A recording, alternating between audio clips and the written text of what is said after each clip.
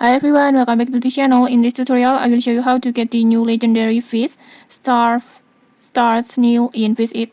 First, just go to the crystal depth. This is the only locations where the Star Snail can be found. And because Star Snail is a legendary fish, like this, it's a legendary fish. Make sure you use your best fishing gear, like for example high tire rods, strong baits, and like for example coastwind rod or hazmat rod, and then for the bait you can use singularity bait, and after that just start fishing in this area in this crystal depth and just be patient until you get the fish. And for the look, this is the star snails looks like this.